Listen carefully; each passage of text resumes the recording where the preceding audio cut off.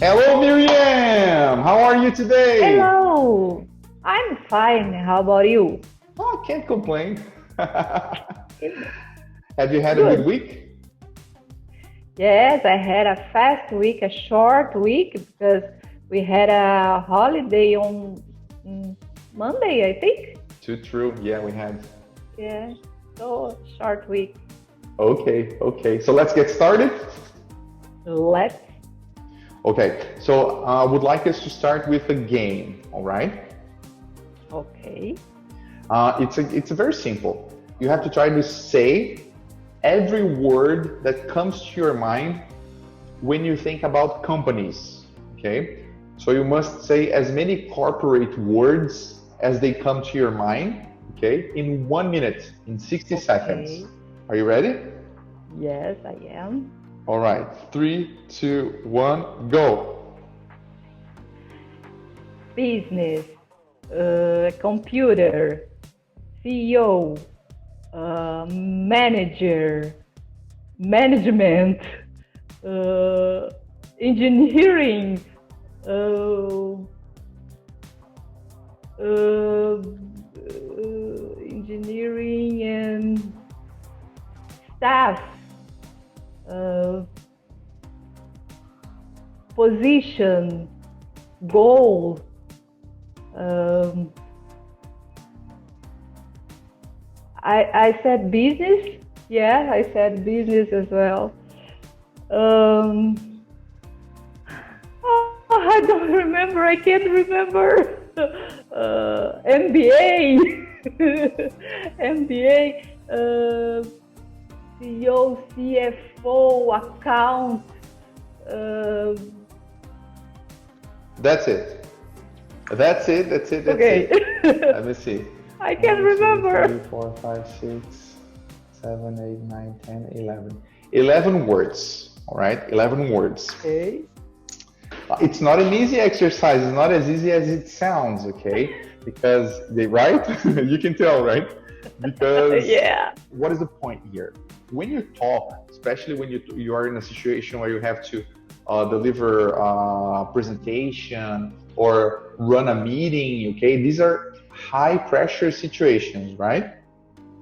Or when you have to talk to a native speaker, you feel a little tense, And so what we did now, when we create like a time limit for you to say many words, we are kind of creating a situation of pressure that is similar to those situations, corporate situations, okay?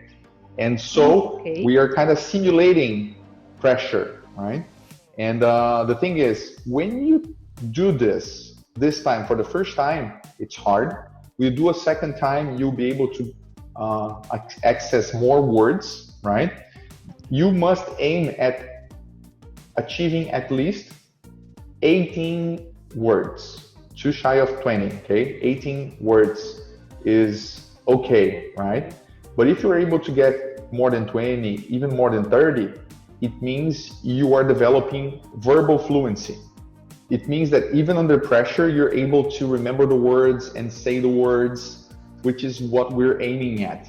So we're going to practice this every class, but with different exercises, so you can little by little increase your verbal fluency, that even under pressure, you're able to remember the words. It means that actually when you're having a conversation that is kind of tense or you feel like anxious, you still are going to be able to access these words. This is the idea. All right? Okay, all right. Let's go to the next part. Next part, I'm gonna have to share screen with you. All right? Okay. I'm going to play a video. All right? And you initially just pay attention to what the video is saying and nothing else. Ready? Okay. Ready. Harvard Business Review and Black-and-White Language Solutions. To make your claim more believable, simply add a graph. When a claim about a new drug's effectiveness was presented in text form, 67% of research participants said they believed it. But when the text was accompanied by a simple graph making exactly the same claim, 97% believed it. graph's persuasiveness has nothing to do with ease of understanding. Instead, a graph signals to readers that the information has a scientific basis, making it more believable, the researchers say.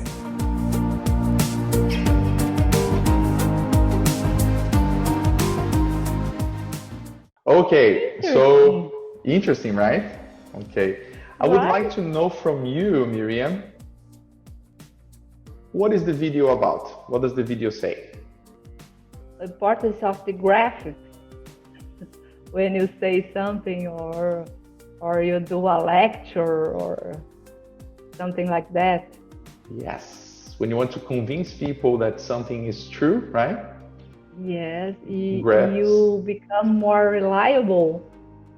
Yes, correct. So now we're going to access the same thing, but through text, okay? Harvard Business Review website.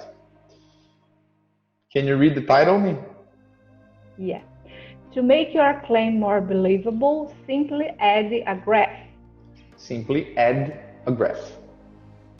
Simply add a graph. Okay. So now, could you please read the text? Yeah. When a claim about a new drug's effectiveness was presented in text form, 67% of research participants said they believe it. But when the text was accompanied by a simple graph making exactly the same claim, 97% believed it.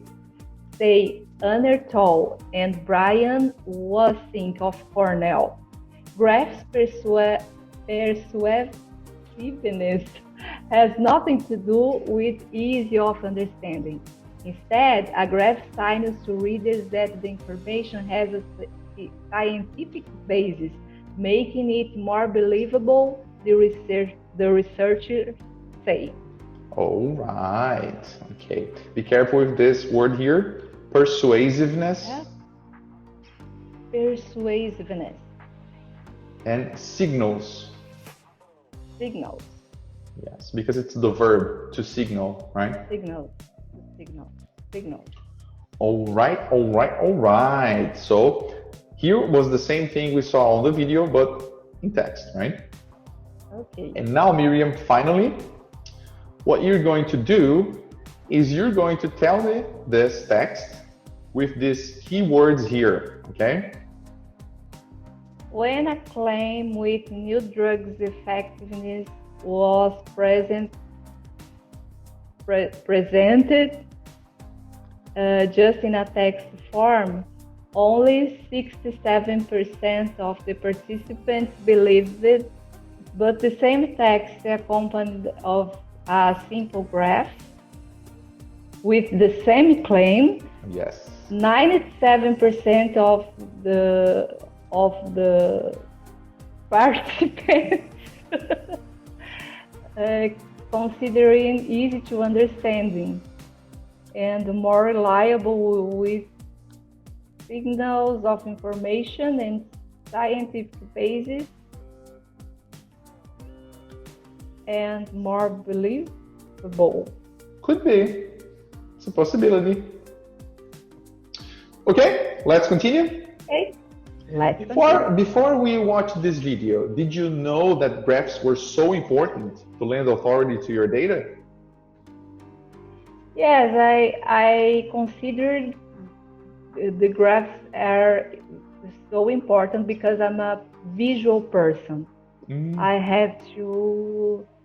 I need to visualize something to understand better. And do you know the difference between a graph and a chart? So actually a graph is a kind of chart. Really? Yes. If you check the dictionary, I can show you here. You will see that, let me go to Lingui because I love Lingui. You see that a chart can actually be a graph. It can be a table. It can be even a, look at this chart. And diagram, I was forgetting one. Diagram as well. Diagram. Yes. It is also a table, okay? So speaking about tables, last class, you were not so happy with your own performance of the stock market table, right?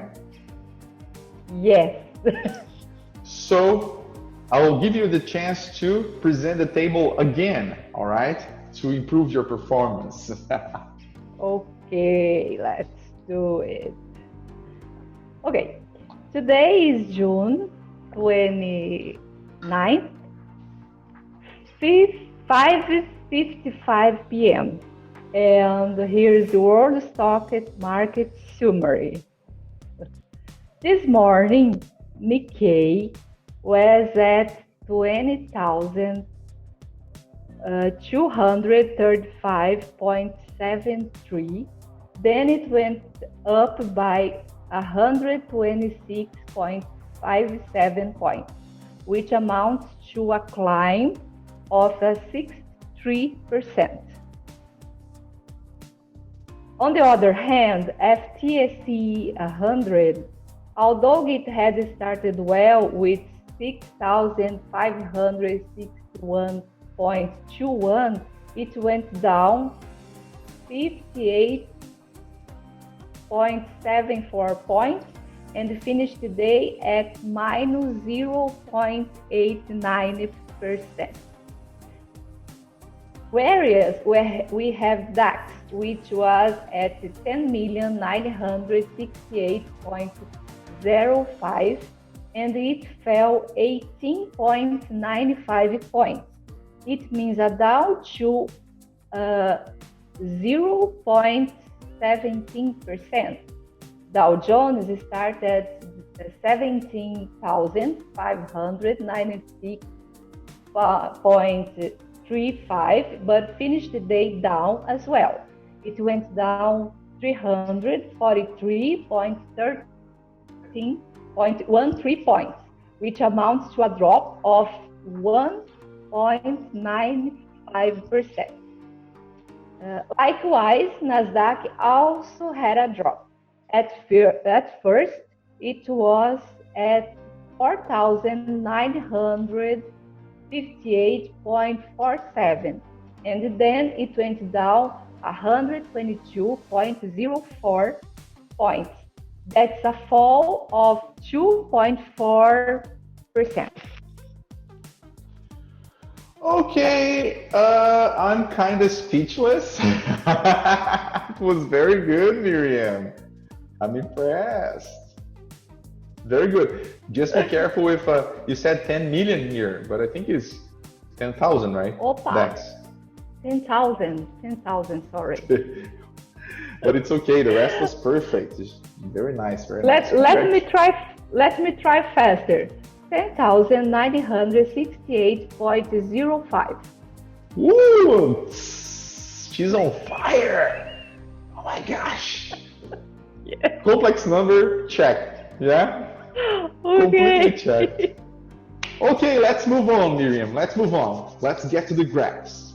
Okay? Okay, let's start with business communication 1. Can you please read number 1 here? Which country in the world do you think produces the most cars, the best, A, the most cars, B, the best cars? Yes. So, Míriam, which country in the world do you think produces the most cars, in your opinion? The most cars, I think it could be USA or China, maybe, because China has a lot of people. Oh, makes sense. And the best cars, I don't know, maybe Germany or Italy. Germany, Italy, France, right? France has good cars as well. France right. Could be France. All right. Well, let's check it out, because the next activity, number 2, is about the car industry, or the motor vehicles in British English, or automobiles in American English, right? First of all, listen to the presentation and label the graphs with the names of the countries from the list. 12.5. Hello everybody. We're going to look at the figures for vehicle production in the last 20 to 25 years. Have a look at this graph. It shows the number of motor vehicles produced by the Big Four, the USA, Japan, Germany, and of course China. Let's start with Japan. As you can see, Japan is no longer the world leader in vehicle manufacturing, but production remained stable at about 10 million throughout the 90s, and then rose in the first 5 years of this century. But between 2005 and 2010, it fell from 10.8 to 9.6 million. Since then, the Japanese market has started to grow again and recovered to 9.8 million in 2015. If we compare this with the USA, you'll notice that production rose at the end of the 90s, but at the beginning of the century, the number of vehicles decreased. Production dropped by about 1 million in the next 5 years. Then it declined dramatically to 7.7 million in 2010, dropping into third position behind China and Japan.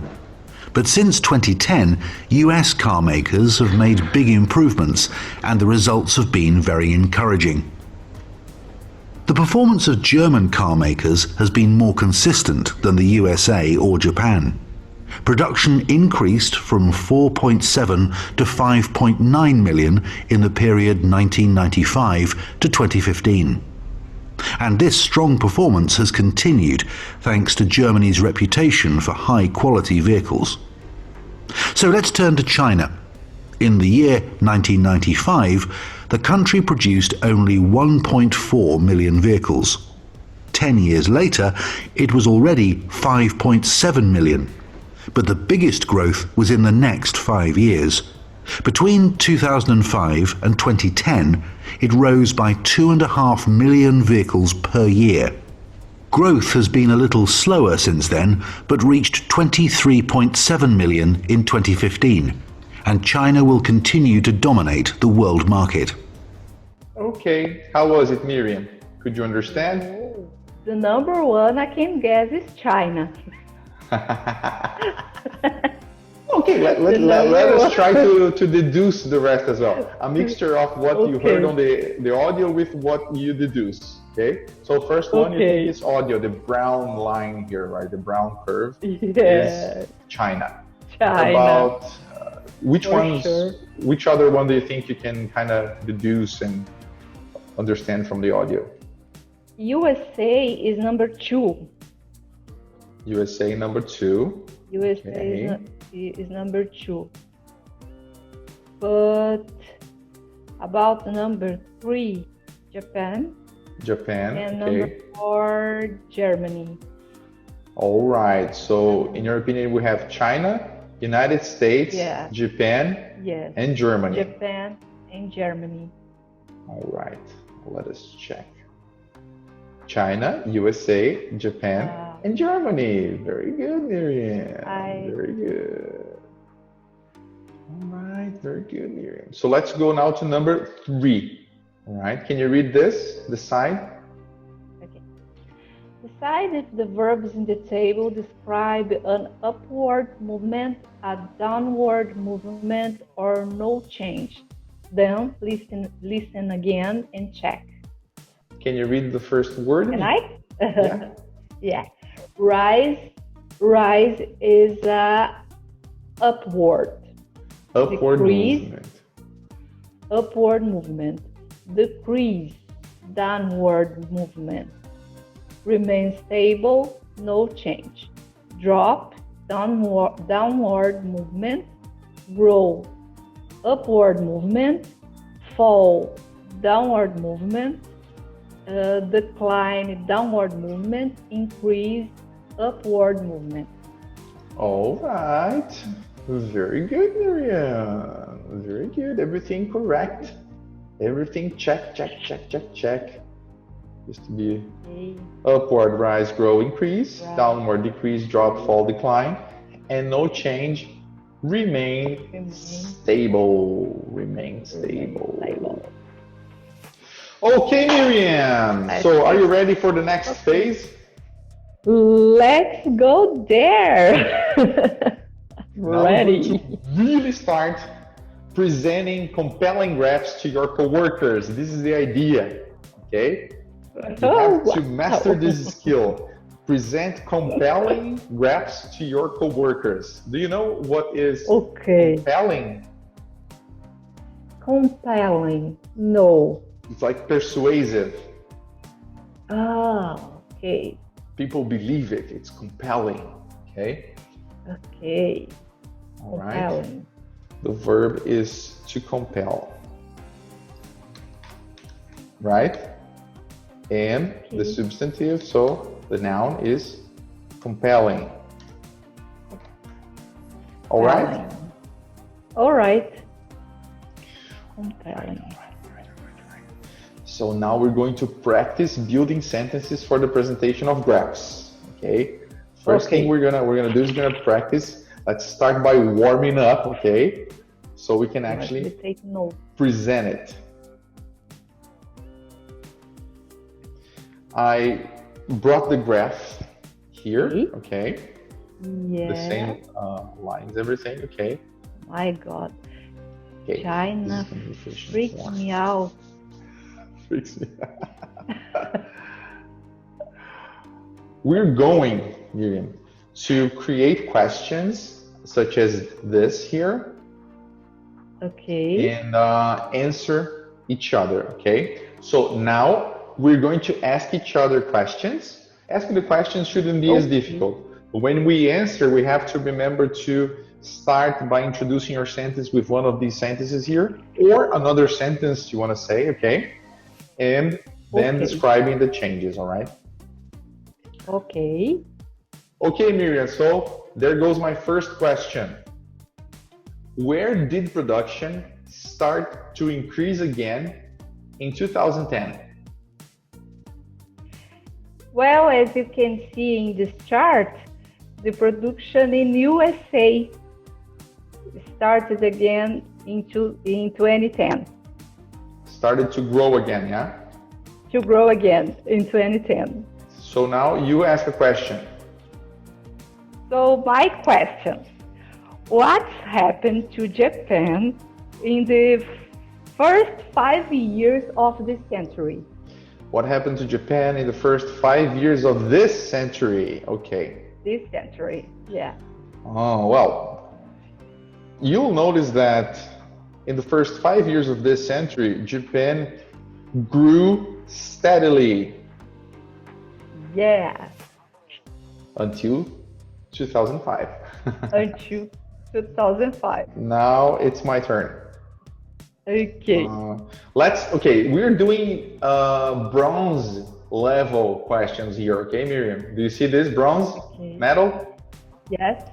Now we're going to third place. Silver medal. So it's a little more difficult. We don't have the questions here to help us. We don't have the sentences to help us. We just have the verbs, okay? How would you describe the car market between 2015 and 2020? You notice that between 2015 and 2020, China had a big growth, and USA had a growth as well. Japan and Germany remained stable, had a simple fluctuation, but most of the time both of them remain stable. Oh, very nice, Míriam. Now it's your turn to ask me. When did USA have its worst moment in this century?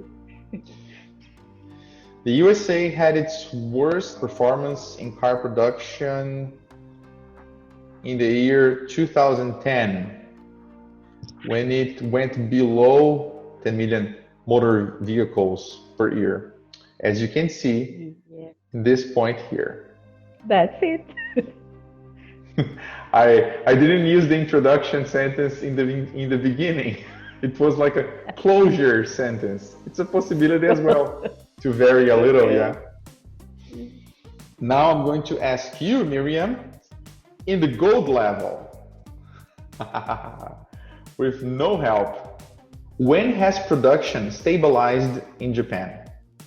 You can notice in this graph that production has stabilized in Japan in 2015. Yeah, 2015. Okay. 2015. Then it's like a straight line. All right. Ask me one now.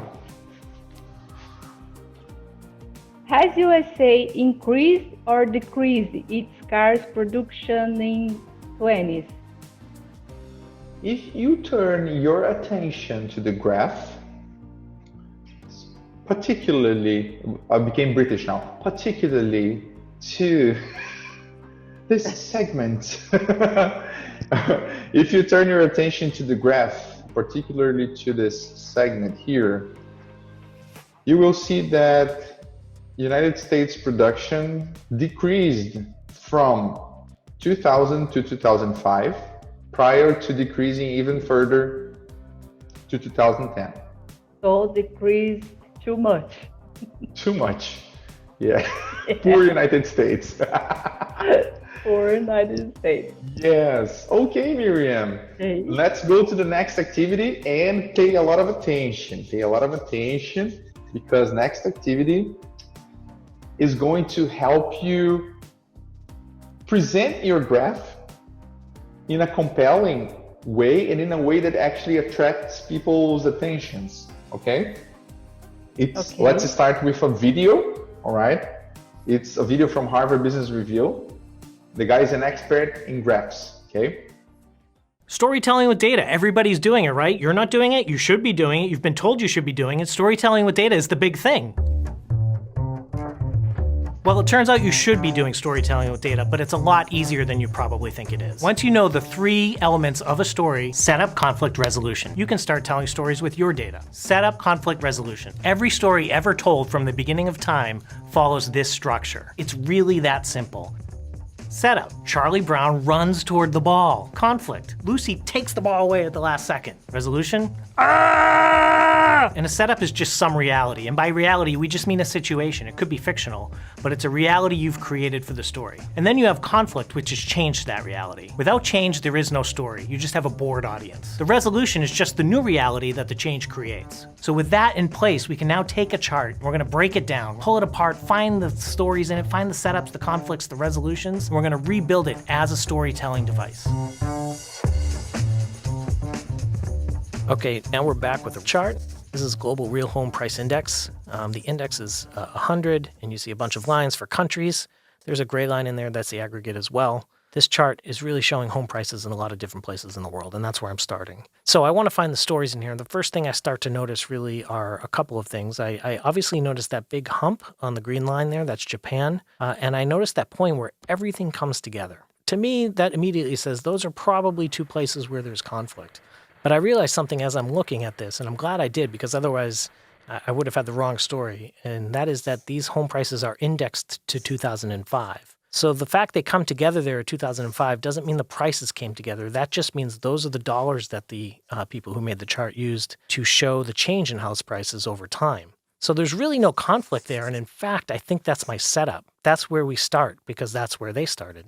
I can still tell those 2 stories on the left and on the right, but I start there instead of at the beginning of the chart. I can look backward and say, home prices rose steadily in most places in the world for 30 years, except for in Japan, which experienced a 3-decade-long bubble. And that is a perfectly good story. The setup is home prices rose steadily in most places, except in Japan, which is the conflict, and the resolution, it experienced this 30-year bubble. And then working from 2005 to the right, I have another story, which is that there was a smaller housing price bubble, in most places except Japan. So now the story is flipped. But something different happened this time, and that is that the markets bifurcated. And you ended up with 3 markets, Australia, Canada, New Zealand, rising again, looking much like a bubble, and the rest falling and then rising back to about 2005 levels. So I've really started to see a couple of stories emerge here. One, both starting in 2005, because that's where our prices start, and one sort of working backward in time and one working forward in time. Okay, so I'm going to spare you most of my sketching because it's so messy and chaotic it probably would just give you a headache, but I did a bunch of sketching and I arrived at these final charts, and I've split the chart up into a couple of states. It really helps your audience focus. So here's my setup. You can see it. prices rose steadily in most places in the world. I try to use my titles to actually reflect the story, and here, the steady increase reflects that setup. Instead of just using a generic title about global real home prices, which is boring and not helpful, the title can really do some work for me here. And then I want to add the conflict and resolution state too.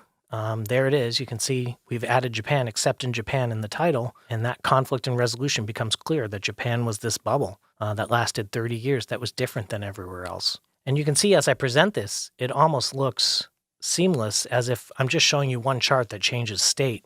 So, and then I'm just going to repeat this process for going forward.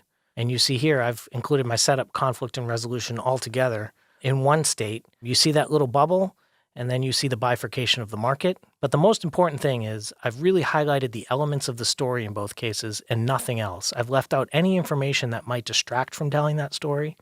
I've not focused on anything that doesn't matter to telling that simple story of setup, conflict, and resolution.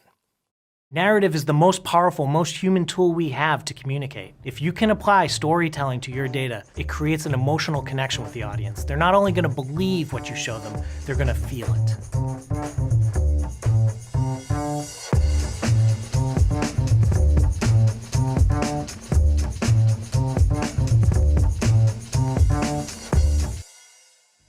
Okay, we tend to absorb data better if they're told within a narrative. Okay, and he actually says that you need barely say any numbers. The numbers are there written, but what you say, what you speak as a presenter can be pretty much storytelling. Okay, with just some key numbers, all right, or key increases, decreases that happen. You have to think that the structure of storytelling with data is very simple, Míriam. First thing you're going to mention is a reality. Mm-hmm. Then there's going to be a change. Then there's going to be a new reality. It's simple, okay? Reality, mm-hmm. Change, new reality. Okay, I brought an example here. If these are facts, right? If I turn this into a story, then I say, starting with the reality, right? In the year 2000, I had a very stressful job, which was making me feel less and less fulfilled. Then I have a change. Eventually, I hit rock bottom and quit. Do you know what is to hit rock bottom, Míriam? Mm-mm. Do you know when you live in a farm and you have to get water, and you get water in the well, yeah? With a bucket. Yeah. So we say, yeah. I am at the bottom of the well in Portuguese, right? Yeah. In English they say, hit rock bottom. Hit rock bottom, that's what they say, okay? So eventually I hit rock bottom. Yeah, me too. And quit. So that's my change, right? And quit. Okay. Then my new reality. After a short period of uncertainty, I got a new job. And ever since, I'm feeling happier and more fulfilled than ever before. Okay, so now, very important that you understand, because now we're going to do the same thing with the car or the motor vehicle graph, right? The automobile graph. Something he did that we should do as well is create titles for each part of the graph, okay? We must do this. Okay. What would you say is the reality? From 1995 to 2005, the United States started its decline in car productions. The car production, yeah, that's actually the change, right? The change, okay? And can I give you a tip or suggestion? If you talk about the big four, Míriam, you create a universe, and then you can start talking about one and then the other three, right? Okay. So I have to talk about just one. Yeah, but just the difference. Yes, you know. Yes, Okay, correct. got You it. talk about you got Got it. You it. talk about the different one, and then you talk about the other three or the others. And Okay. that's it. You don't have to say Germany, Got Japan, it. and China. So we can say that. Okay. The Big Four grew with the exception of the USA. Yeah, the period is here if you want to say, but actually it's here. It's showing here, right? The period. Yes. So we don't even have to Big write it Four here. with- You know, if you want to say the period, you come here and say from 1995 to 2005, the Big Four grew with the exception of the United States. Then we have the next part. Oh my gosh, what a mess. Oh, whoa. How can we say this, Míriam, in a few words? The Big Four follow their trends. You are copying me, Míriam. You copy my. Why not? It's a good model. It's possible, okay, Míriam. It's possible. It's a good title, right? If we can't come up with another idea, let's go with this one. If we don't want to say Big Four again, how can we refer to the USA, China, and Germany without saying their names? I think there's only one way. We focus on Japan. Okay. And then we talk about the others. Japan decreasing.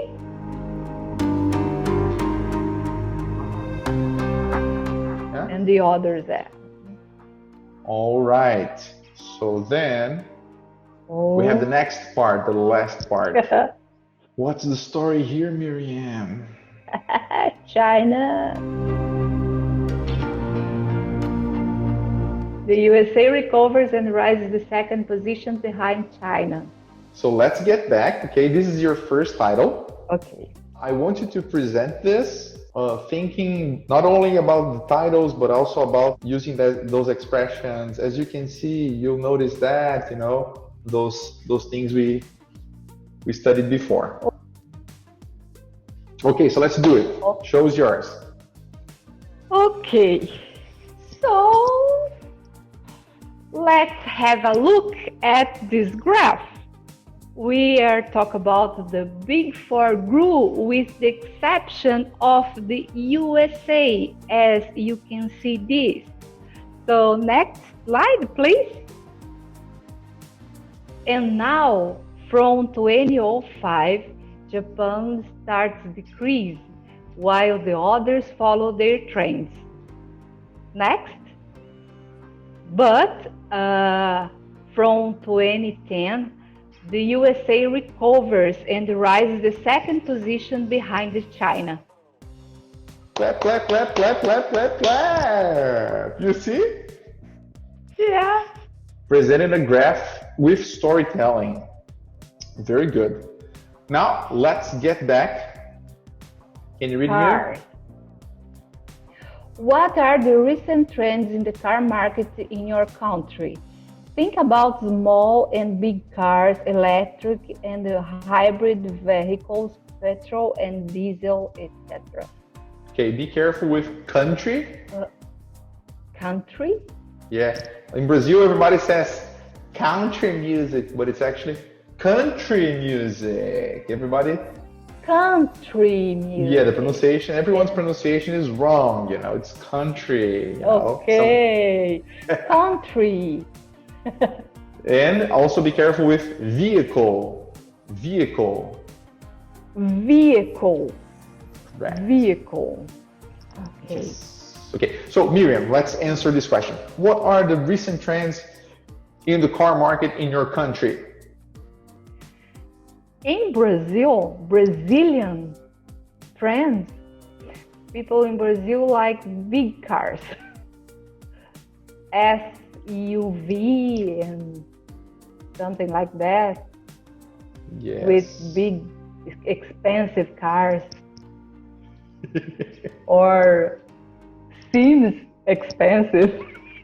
Are you calling Brazilians ostentatious, Míriam? Maybe. Maybe a little. Maybe. Just a little. Maybe a little. All right. Okay, Yes, and how Brazilians about like electric cars. cars? No electric cars in Brazil? No And electric about cars. that? Uh, Usually they don't like hybrid vehicles. Just just gas. Just guess. Sure, absolutely. Okay, so now let's go to number 6. Okay, and it's very important now because now we're going to get back, to studying graphs. Okay, because we have to talk about figures. We didn't talk about figures much. Okay, what we did is we talked about other things. We talked about the story, kind of ignoring the numbers a little, right? We just use the dates and then we told the story, right? But we can't ignore the numbers. Some people really enjoy knowing about the specific numbers, and when you specify something, you bring authority as well. Okay. Okay, business communication 6. All right, here we are, and now I brought the figures. The figures are all here. Wow. Yes, I know. So we're gonna have to use the referring to a chart again. So we're gonna have a look at, as you can see, you'll notice that if you pay attention to this part, this whole introduction thing, and then we're gonna start talking about figures as well. And when we give figures, we must be careful, especially, we must be attentive, especially to 2 prepositions, okay? One of them is by, and the other one is at, right? Okay, so when something increases or decreases, we can use the preposition by, okay? So our costs rose by 10%. So there was an increase, right? So rose by 10%. If we say drop, we can also say by. Our costs dropped by 10%, okay? So increasing, decreasing, you use by to talk about the percentage afterwards. Or even the number of cars, maybe. If you have instead of saying a percentage here, you have a value. You can say our costs rose by 2 million. You can also say, all right, which is the case here. Okay, the price remains stable, and then we use at. At is the second preposition that is important. Okay, at is a preposition that is used to talk about points in a scale. So these are points in a scale, right? So that's why you say remain stable at and then the number. Okay. Let's talk about it. Okay, let me see. Let's talk about China. China's production increased. We have to do some math, yeah? Sometimes. Yeah, 5.7 minus 1.4, 4.3. So I can say that China's production increased by 4.3 million from 1995 to 2005. Yeah, if you have a look at this chart, you will see that by 2005, China had a production at 5.7 million cars a year. Now it's your turn, Míriam. From 1995 to 2005, Germany increased its production from 4.7 to 5.9 million cars. All right, so I will say the same thing you said, but in a different way, okay, Míriam? Using math. Okay. 5.9, 4.7 is 1.2, right? Okay. You'll notice that from 1995 to 2005, Germany has increased production by 1.2 million, reaching the number of 5.9 million cars a year. Likewise, you can see that USA from 2010 has improved its production from 7.7 million cars per year, and in 2015 its production was at 9.2 8 million cars per year. Okay. Just be careful with duck, production. Duck. Production. Production. Yes. Production. All right, very good. Let's talk about Germany. Let's talk about the overall increase from Germany, right? I don't have all the numbers, but I can kind of guess from where it is here, right? So I can say, as you can see in this graph, Germany started at 4.7 million in 1995, has reached 5.9 million in 2005, increasing by 1.2 million cars per year, its production. Kept increasing through the 2010s and reached peak production in 2020, when it approximately reached 6 to 7 million cars a year production. A year. Yes. The other hand, Japan has started its decreasing in 2005, when they have produced 10.8 million cars per year, and in 2010 they was producing just 9.6 million cars per year. Okay. They were producing. They were. You were producing, or if you talk about a country, right, you can say it was producing, right, 9.6 million. Okay. So they decreased, Míriam, by 1.2 million, right, from 10.8 to 9.6. 9.8 is 1.2. Yes. Yeah. Right. So here, Míriam, we're practicing how to actually add figures to our storytelling. Okay. And why is this so important? Because now, Míriam, now you will add everything you learned so far, because you learned more now, yeah? You learned even more. And now I want you to imagine a scenario, all right? The scenario is this. Okay. The scenario is this. You and your company are going to make a move on the international market of motor vehicles, automobile market, okay?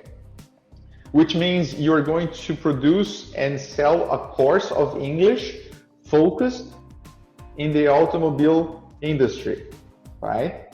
And so your company tasked you to create a study to show which countries are best suited to receive your investment in marketing first, so you can sell courses there, all right?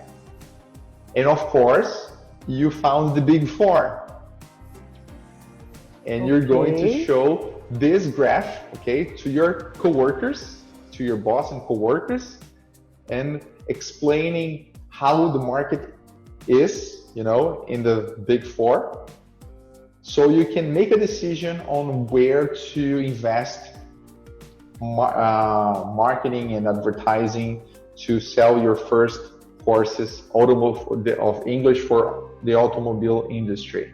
Okay? Have a look at this graph. Here we have the big four group, with the exception of the USA.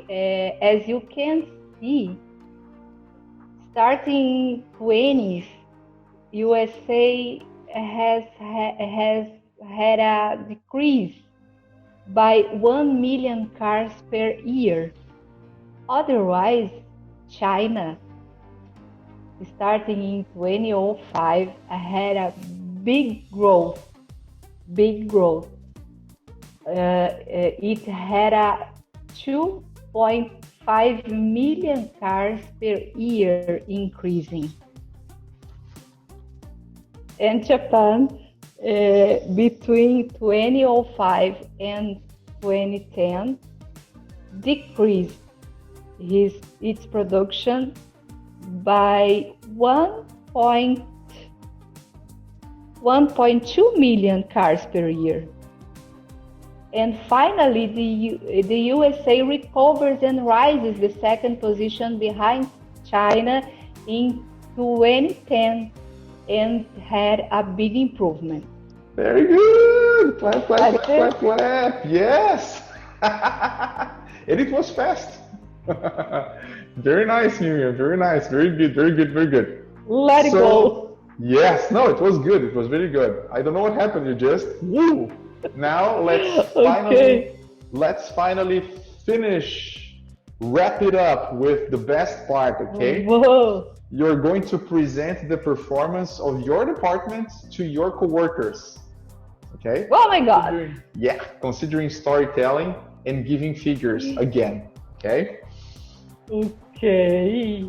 There you go. This is your graph, Míriam. Ringing the bells?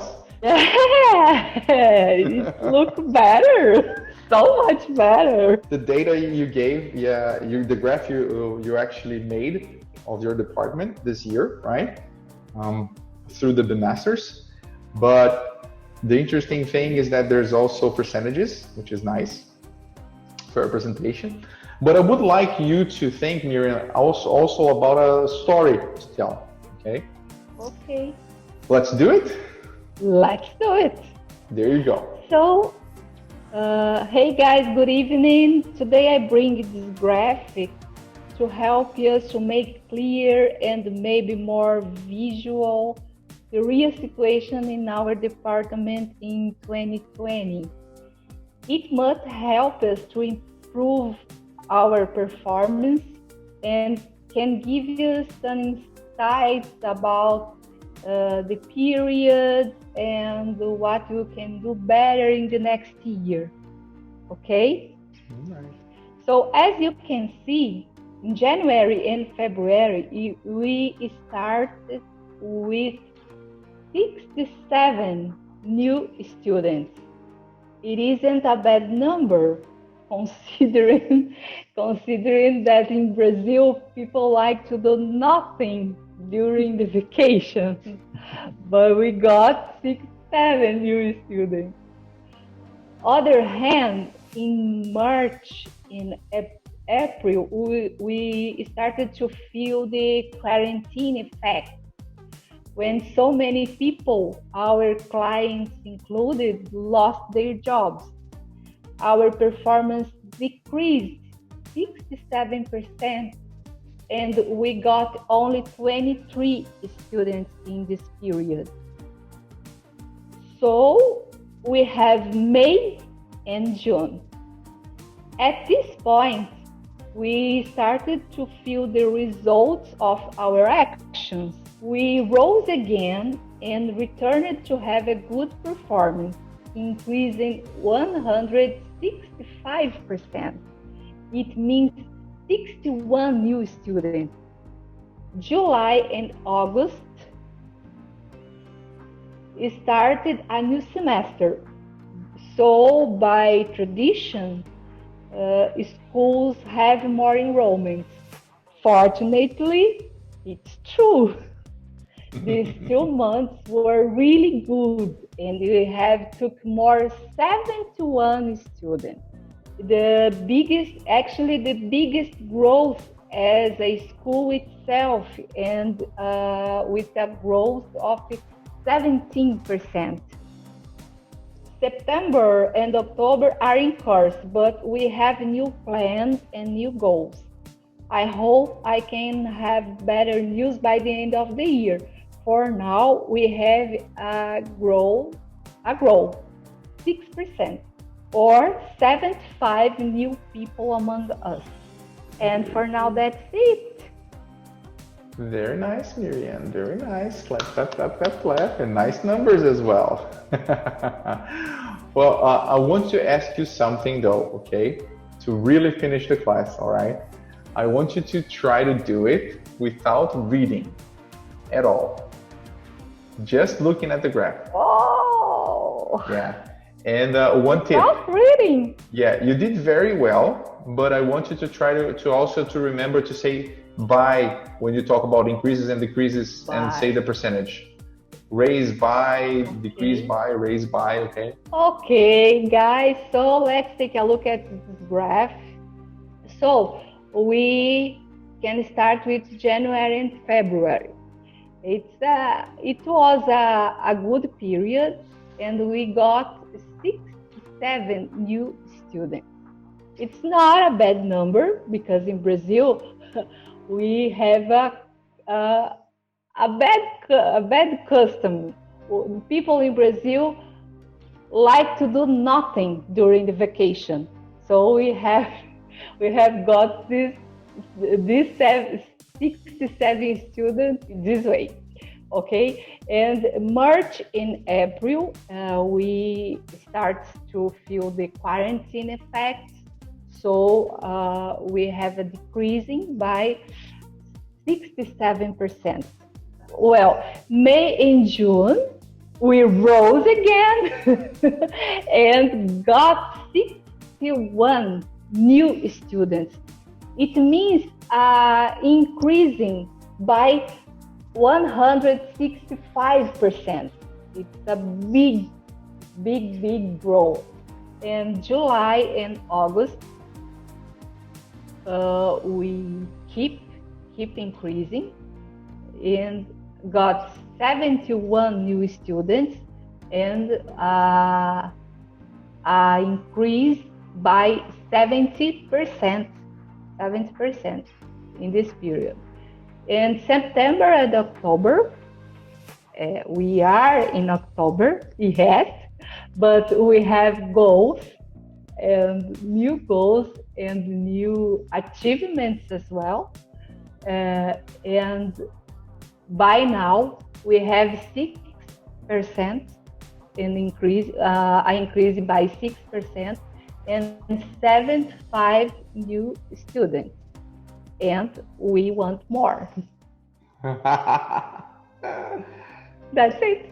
Very nice, very nice. Thank you, Míriam. You see, no reading, spontaneous, just storytelling with figures and a graph, a real graph of your company. You've done it. Yes. You've done it. Just miss some buys and nets. No, you said a lot of buys. Buys. So I missed the X. Yeah, but there wasn't stable moments, Míriam, so that's why. Yeah. You know? Yeah. It was just Right. growing and decreasing like a roller coaster, right? This year is a crazy year, right? Very good, was very good. I'm impressed, Míriam. I'm impressed. Really nice. Okay, so finally, last but not least, let's check what we've learned, okay, so far. Wrap up, Unit 12. We finished Unit 12 today, right?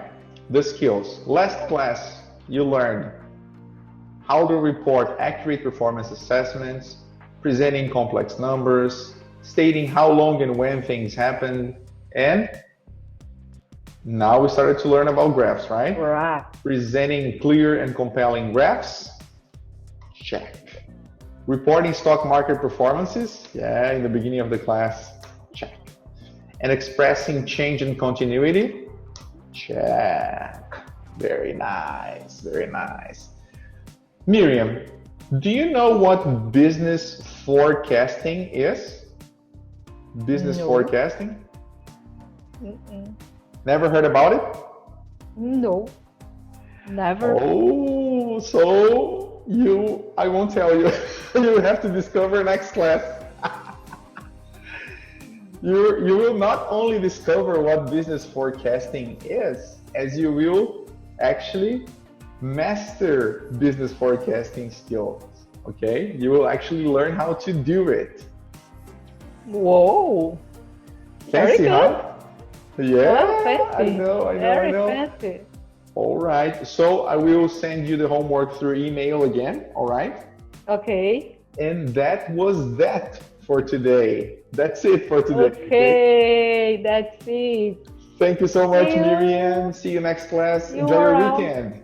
Bye-bye. Okay, you too. Bye.